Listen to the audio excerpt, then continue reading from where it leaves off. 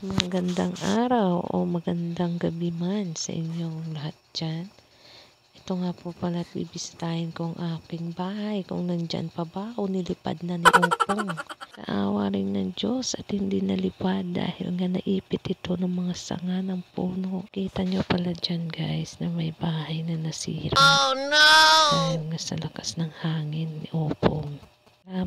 Nagpapasalamat na ako at hindi natumba yung puno sa bahay ko. Wala na akong paglulutuan dahil nasira rin ni Opong yung kusina namin. Naku, talagang Opong ka, hindi ka na talagang naawa sa amin. Mga may hirap na nga lang kami. Pati na rin itong malalaking sanga ng puno ng star apple na tumba na rin. Pati yung mga tanim na saging ng kasawa ko.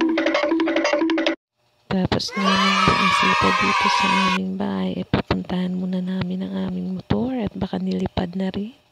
Palagay muna namin sa hindi mahangin, baka lipa rin. Naguguluhan pa nga kami dyan kung saan namin ilalagay at baka nga lipa rin at hanapin sa akin ng asawa ko yan.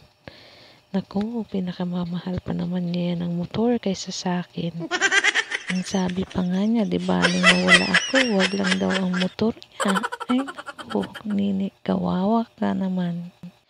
Niyayaya ko na nga yan dyan ang aking hipag na umuwi na at ako'y nanginginig na sa lamig. Dahil sa sobrang lakas ng hangin at ako'y natatakot at ako'y lipa rin.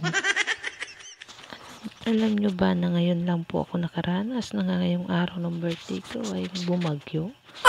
Ngayon lang talaga ako naka-experience ng ganito. Habang kami ay pauwi na dyan ay nakita namin ang bahay ng tito ng asawa ko. At nasira rin yung bubong nila. Nilipad talaga ni Opong. Pasensya na kayo sa aking photographer at yan ay masyadong makulit dyan. Dahil nanginginig na rin sa lamig. At sa awa rin ng Diyos ay kumalma rin ang panahon. Tumigil na ang malakas na hangin at ulan dito sa lugar namin at nagpapasalamat din kami at walang nasaktan sa amin dito. Ito nga po pala, naglalaro na ang aking mga anak at pamangkin. Maglalaro muna daw sila bago sila tumulong sa lulo nila. Binagyo na nga, mukhang kaya tuwa pa nga sila dyan. Dahil enjoy talaga nila yung pagtalon-talon dyan sa sanga. Kinaumagahan ay kailangan na naming linisin ang aming bahay dahil nga maraming nahulog na mga malalaking sanga. Alam nyo ba sa ganitong sitwasyon, mahirap maglinis ng ikaw lang lalo na't wala ang mister mo. Lalo na may baby ka pa. Hindi pa nga ako tapos maglinis ay naisipan kong bumisita sa aming palayan. Pero dumaan muna ako dito sa bahay ng pinsan ko.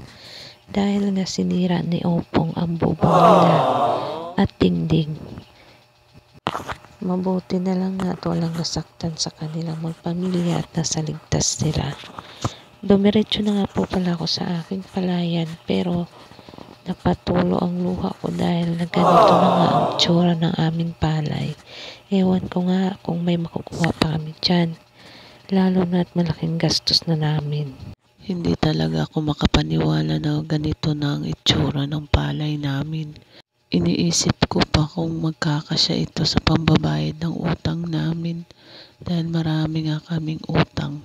Ay siya, sige, dadasalan ko na lang muna itong aking palayan. Baka maawa rin sa akin at ako'y uuwi na. Bye-bye, salamat sa panonood.